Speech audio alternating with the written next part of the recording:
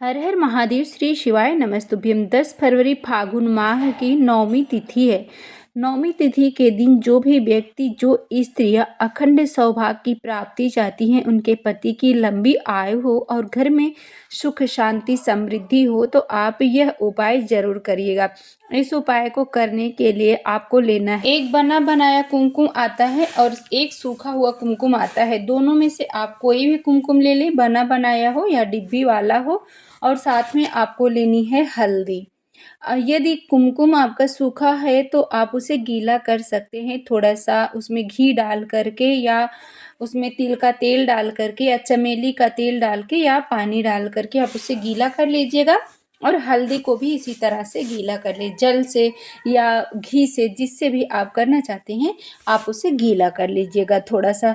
दोनों को गीला करने के बाद आप जैसे आप अपने घर में रोजाना पूजन करते हैं तो आप घर में करें। यदि आपके आसपास कोई भगवान नारायण की मंदिर हो तो उस मंदिर में करते हैं तो बहुत ही अच्छा है। यदि नहीं है तो आपके घर में ही भगवान नारायण की प्रतिमा विराजमान होती है, तो आप एक लकड़ी का पाटा लें, उस पे पीला वस्त्र बिछाएं। उसके बाद भगवान विष्णु भगवान नारायण की प्रतिमा आप विराजमान करें, पुष्प समर्पित करें, फिर एक घी का दीप जलाएं। ऐसा नहीं है कि जो उपाय आपको पूजनी पंडित जी बताते हैं डायरेक्ट आप जाएं और ऐसा कर दें। नहीं, जब भी आप कोई उपाय करें तो थोड़ी देर आपको समय देना चाहिए। आप मन से, हृदय से मनन करते हुए एक घी का दीप जलाएं, पीला पुष्प समर्पित करें, टीका लगाएं। भगवान के मस्तक पे पहले टीका लगाइएगा।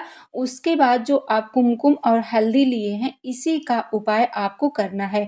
जो स्त्रियां अपने पति की लंबी आयु चाहती हैं वो इस उपाय को जरूर करें। अब आपको करना क्या है, जैसे आपने भगवान नारायण का अच्छे से पूजन कर लिया है, अब जो आप हल्दी लिए हैं, जो आप हल्दी और रोली को एक में मिक्स नहीं करना है, अलग अलग रखना है। हल्दी आपको भगवान नारायण के सीधे चरण में लगाना है। अब आप कैसे देखेंगे कि उनका सीधा चरण हो, तो आप जब बैठेंगे तो आपके सामने जब भगवान विराजमान होंगे तो आपका जो उल्टा रहेगा वो भगवान का सीधा होगा और आपका जो हाथ सीधा रहेगा वो भगवान का हाथ उल्टा रहेगा।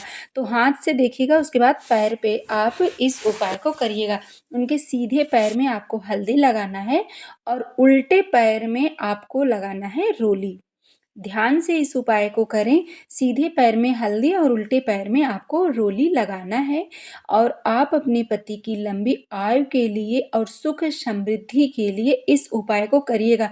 ऐसा नहीं कि मात्र पति की लंबी आयु के, जब भगवान नारायण की विधिवत पूजन हम करते हैं तो इससे माता लक्ष्मी भी प्रसन्न होती हैं और आपके घर में माँ लक्ष्मी का आगमन होता है। आपके घर में सुख शांति समृद्धि बनी रहती है। तो ये हो गया नौमी का उपाय। यह उपाय मात्र नौमी तिथि पे ही किया जाता है।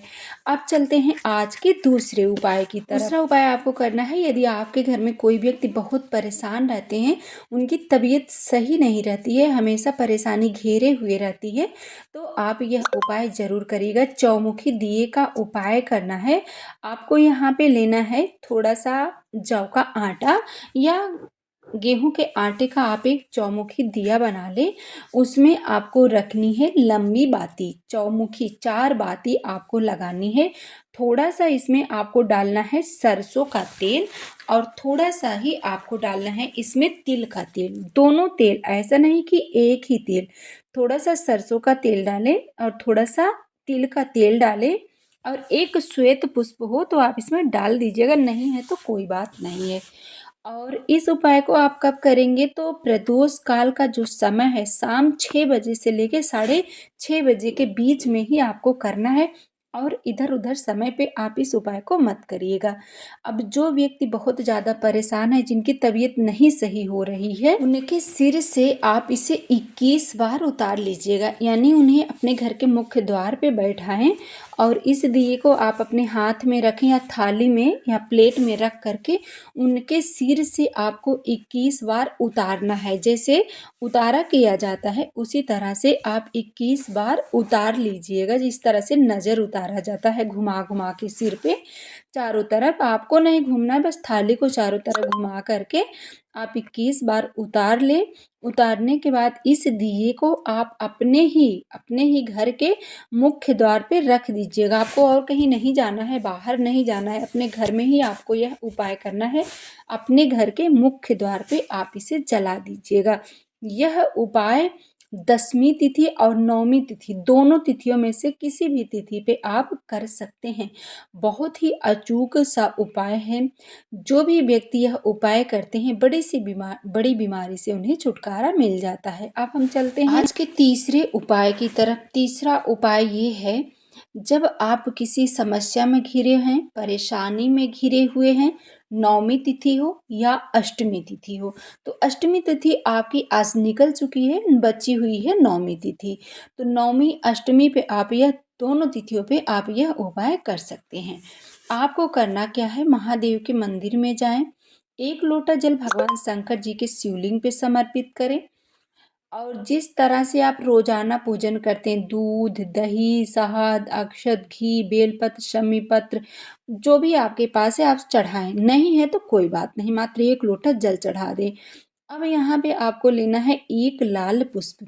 आप लाल पुष्प जरूर लेके जाएं। लाल पुष्प हो, वैसे तो यह उपाय लाल पुष्प से ही करें, नहीं है तो कोई भी पुष्प आप ले लें।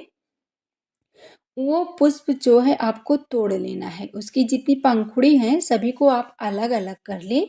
उसके बाद एक एक पंखुड़ी आपको भगवान देवाधिदेव महादेव के शिवलिंग पे चिपकाना है। जब आप जल समर्पित कर दोगे तो शिवलिंग आपकी भीगी हुई होगी। आप पुष्प समर्पित करेंगे, पत्तियां, पुष्प की पंखुड़ियां तो बड़े ही आसानी से चिपक जाती हैं। यदि नहीं चिपक रही, थोड़ी शहद लगा के भी आप चिपका सकते हैं। अब एक बात और भी है, यदि नहीं पुष्प है तो क्या करें, तो आप शमी का पत्र ले लें या आपके पास अधिक मात्रा में बेल पत्र हो उसे ले लें, और नहीं है, ये सभी सामग्री नहीं है तो आखा चावल का दाना ले लें, टूटा हुआ नहीं, पूर्ण चावल का दाना 108 ले लें। उसके बाद ले जाकर एक एक चावल का दाना शिवलिंग पे चढ़ाते जाएं, चिपकाते जाएं, चढ़ाते जाएं, चिपकाते जाएं और श्री शिवाय नमस्तुभ्यम मंत्र का जाप या पंचाक्षर मंत्र या षडाक्षर मंत्र का जाप आप करते जाएं। यानी कि पंचाक्षर षडाक्षर मंत्र क्या है, जैसे ओम नमः शिवाय पंचाक्षर मंत्र, षडाक्षर मंत्र नमः शिवाय ओम। इस तरह से आप कोई भी मंत्र का जाप करते हुए शिवलिंग पे चिपकाते जाइएगा और प्रार्थना करते जाइएगा। यह उपाय अष्टमी और तिथि के और 9वीं तिथि के दिन ही किया जाता है। बहुत ही सरल और चमत्कारी उपाय है। पूजनीय पंडित जी कहते हैं, जो भी व्यक्ति इस उपाय को कर लेते हैं उनके जीवन से दुख दूर होता है और उनके जीवन में सुख समृद्धि आती है। तो आप यह उपाय करें। और चैनल पे जो भी भाई बहन पहली बार आए हैं, आप चैनल को ज़रूर सब्सक्राइब करें और इस वीडियो को आप ज़्यादा से ज़्यादा शेयर करें। कमेंट में हर हर महादेव जरूर लिखें।